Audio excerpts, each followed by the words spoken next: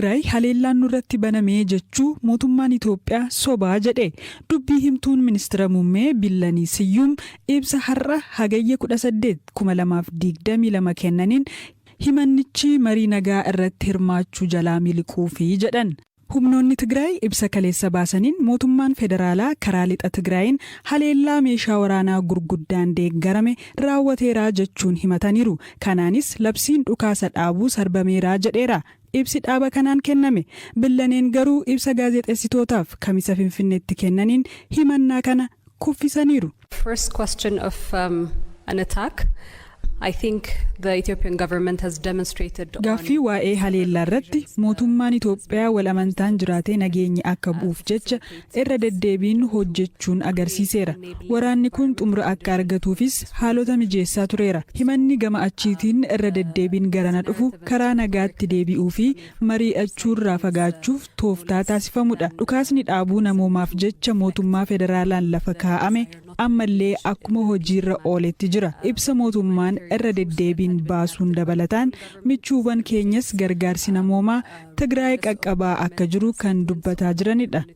Daarektarri dhaabbata fayyaa addunyaa Dr. Tedros Adhanom tibba kana gidiraan Tigraay keessa jiru xiyyeeffannoo addunyaa maluuf hin arganne kun ammoo sababa sanyummaatiifi jechuun dubbatanii turan. But in terms of humanitarian crisis, I can tell you that the humanitarian crisis in Tigray is more than Ukraine. Akka rakkoo namoomaatti ilaallataanaan wantin isinitti himu itti daddabaluu tokko malee rakkoon namoomaa Tigraay keessaa rakkoo Ukraine keessa jiru caala. Waan kana ji'oota duraas dubbadheen ture. Tarii sababni isaa bifni namoota Tigraay keessa jiranii gurraacha waan ta'eef ji'oota hedduu dabran keessa gaggeessaan biyya kamuu haala Tigraay keessa jiru irratti dubbateen beeku. Keessattuu biyyoota guddatan keessatti maaliif jennaan deebiisaa ni beekna. Garuu wanti gaafannu tokko addunyaan gara ilaalcha sirriitti deebi'uu danda'a kan jedhudha. If it's the worst humanitarian crisis and I'm saying nowhere on earth 6 million people are sealed off. Yoo kuni rakkoo namoomaa isa hammaataadha ta'e addunyaarraa bakka kamittuu namoonni miiliyoona 6 bakkatti ugguraman hin jiru. Tajaajila bu'uuraa maallaqa isaaniirraa teelekoomiirraa nyaataa fi qoricharraa ugguraman. Kun balaa hammaataa addunyaarraa yeroo kanaati. Kana kan hin jedhu ani waanin Tigraay irraa ta'eef miti waan dhugaa ta'eef. Not because I am from Tigray that I'm saying this. That's the truth.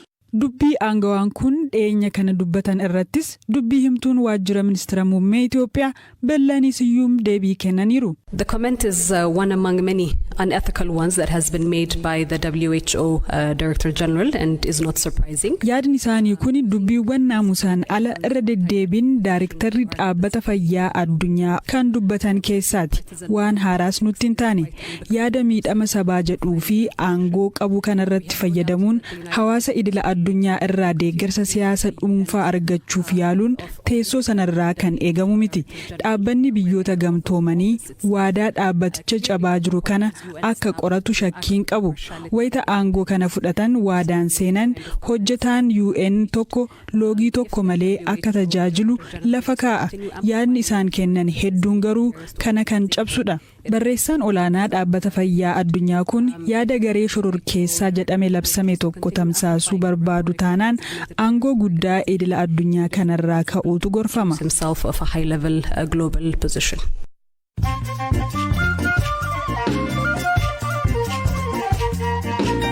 Dhaggeeffattoota keenya odeessaalee gaggabaabottan darba. Hidhattoonni waraana bilisummaa Oromoo gargaarsi namoomaa hawaasa hongeen miidhaman bira akka ga'uuf dhukaasa dhaabuuf yaada dhiyeessuu ibsani.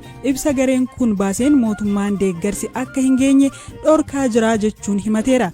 Himannaa kanarratti BBC'n yaada aangoota federaalaa fi naannoo argachuuf yaalus hin milkoofne. Qonnaan bulaa Gaanaa tokko hirraba keessa qaama saalaasaa ofirraa muree hospitaalatti yaalamaa jira.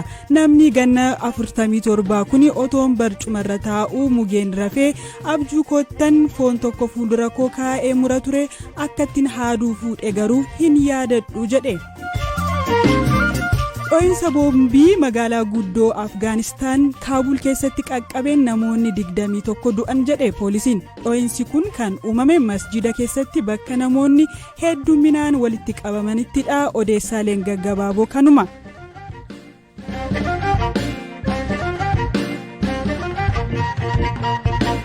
odeessaa aanuttanca Abdurrahmaan Hajii Abdul Qaadir Qilxaa jedhama.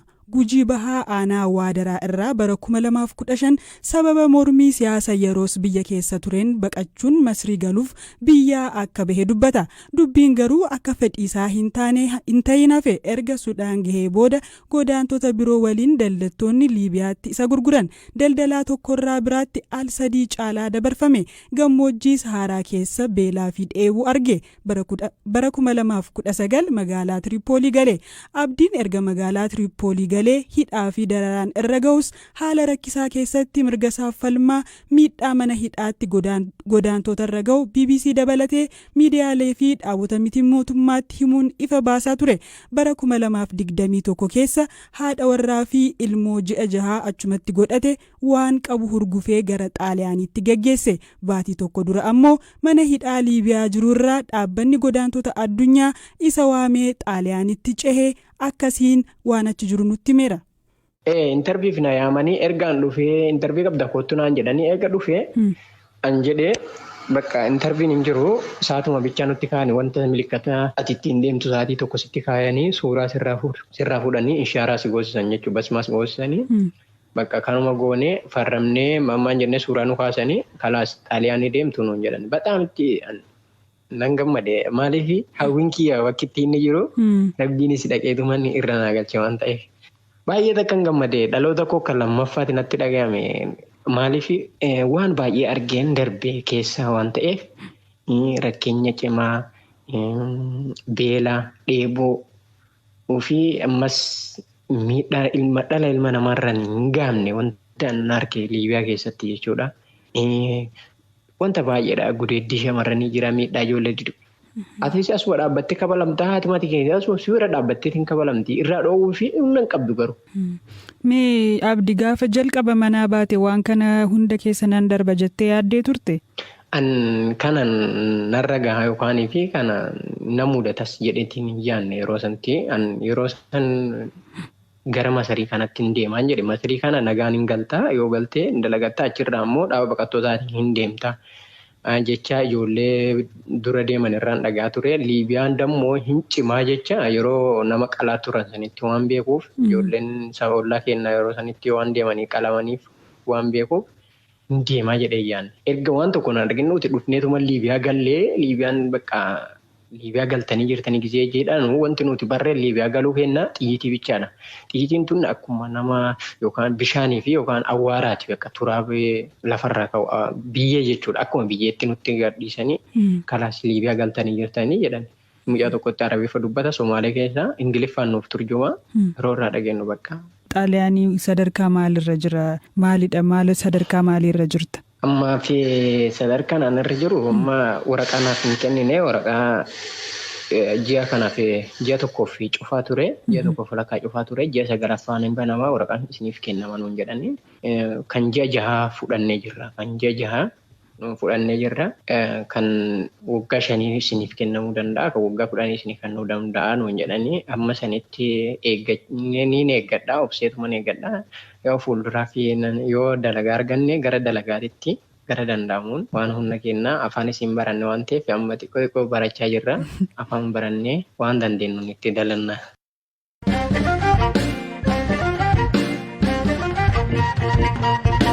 Oduun keenya xumuraa waa'ee aadaa irratti kan xiyyeeffatudha. Waa'ee dhibaayyuuti. Sirna gadaa hawaasa Oromoo Booranaa keessatti dhibaayyuun bakka guddaa qaba. Abbaan gadaa Booranaa ittaanu guyyoo boruu baallii fudhachuuf ganni 2 wayita hafe kanatti sirna aadaa guutuu qabu keessaa sirni buttee dhaabuu isa tokkodha. Kanaafis dooriin guyyoo boruu godina Booranaa aanaa Areeroo Ardaa Jiraa ol gabbisaatti jilachaa jiru. Buttee dhaabuun kuni dhibaayyuu keessaa dhibaayyuu hangafaatii jedhu. Hayyuu aadaa Booranaa kan tahan abjaatanii dida. Waayila koo Eliyaas Mulgeetaatu dubbise. Sirni gadaa kan gaggeeffamaa jiru kun jilbuttee jedhama. Abbaan gadaa tokko baalli fuudhu waggaa 2-3 yoo hafu buttee dhaabedhani. Buttaa korma buttaa jedhanii amma yoo atin suura irratti agartee jibichi loonii tokkin agartaaniti. Jibichi suni korma buttaa jedhamu. Buttaa jechuun duuli jechuudha. Kormi suni ammoo dhumaa seera qabu waan ta'eef namni harkaan hin qabatu. Butteen immoo ta'anan itti dhibaafata yoo ta'an agartu ta'an wayaa adiin maramteetiin cinum korma buttaa sun diida keessa dhaabanii meeshaa sun ka'aanan itti kuusanii buttee jedhama. Kormi immoo korma buttaati. Jilti jil butteeta walumaa galaatti buttee dhibaafate amma dhibaayyuun bakki biraati amma irreecha yookaan gartee dhibaayyuu jedha booranii dhibaayyuu beennii jiidhaa marri jiidhaa kanaan dhibaafata booranii aananiin dhibaafata dhadhaan dhibaafata bakka garii torii qalee dhiigaan dhibaafata waan ta'eef dhibaayyuu keessa dhibaayyuu sangafa ka buttee kun buttee sanirraa dhibaafatan jilti buttee jila dhibaayyuuf keessaa qabdu. Lammaffaa ammoo qophii abbaan gadaa tokko amma baalli fuudhuuf tolchu guyyaa inni waddeessi muratu har'a waddeessi gadaa qaraa ka jedhan waddeessi gadaa qaraa mataa bututtuu qabu ka jedhani guyyaa inni waddeessi muratu har'a gadoomii butteessee jedhama mucaan kun guyyaa irraatii jalqabee. Mucaan kun kan jettan kun guyyoo boruuti. Doorii guyyoo boruu doorii jechuun sirna kan namni amma baalli fuudhuuf qophaa jiru kun guyyoo boruu kun amma erga waddeessi muratee sirna. Doorii keessa ba'ee armaachi baalli fuudhuuf qophaa'aa jiru waan ta'eef baalli fuudhuun dur waddeessi muratu. Waddeessi murachuuf immoo buttee dhaabuu qaba. Buttaa duuluu qaba. Buttaaf immoo kormi hidhatee jira. Jibichi kan eeginni dhalate. Jibichi bifalleen bifum kan fakkaatu boor jedha booranni. Jibichi kan eeginni dhalate gurri hin kutaan, hin bassan, hin dhiissansaa, qaamisaa ibiddaan gubaan mallattoo gargaraatiif hin tuqan qaamisa guutuu ka ta'e qopheessaaf. Jibichi kan akkasitti guddisan gaaf immoo inni buttaaf barbaada kaan hin garsiisa. Inni immoo maan jedhaa lubi korma argate kormi buttaa argate buttaa warra argatee jedha. Kanaafuu abjaatanii gabaabumatti guyyoo boruun kunin akka naan jechaa jirtan abbaa gadaa kurjaarsoo irraa gadaa ittaantu fudhachuu fi amma qophiirra jiraa isaan keessaa dhibaayyuun kun sagantaa tokkodha jechuudha. Akkas inni kura jaarsoo irra namni baallee fuudhu.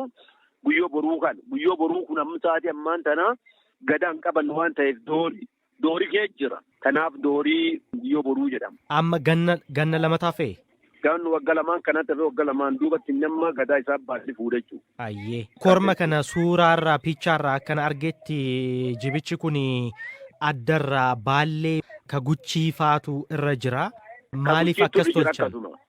Inni amma seernama qabaa guyyoo boruu suni mucaan abbaa gadaam ta'uuf deemu kun inni illee matarra baalgudi sun qabaa miti. Baalguchiisuu ni baalgudi maqaan isaa. Baalgudi sun amma lubi sun jingartee abbaan gadaa cufiin qabaa miti. Jibichi sun immoo seera abbaa gadaa qabaarra jalqabee inni dhiira nama akka namaan laalan kun inni illee baalgudi hidhatee jira. Baalgudi isaa immoo jaayyuu kan nama abbaa gadaa kaan tokko waan ta'eef. Ka isaa ka jibichi sun adulaan ja'aanu warri. Abbaa gadaa kan waliin gadaa kaawunsel jennu adulooti ja'aanu baalgud tokko itti dhaabatu waan ta'eef mataa isaa baalgud sun bakka lafaajji alaabaa sirni gadaa diima kaanii adii sarsaasanii mataa isaa gaaf isa jalaatti hidhanii baalgudu korma kan baalgudu guchii kan immoo achi keessa dhaabamu. Dhaggeeffattoota keenya kan har'aaf qixeessine goolabne sagantichaaf Raa'ol Balaayi dhiyeessee qopheessaan Eeliyaas Mulgeetaati boor hanga walitti dachaanutti nagaan bulaa.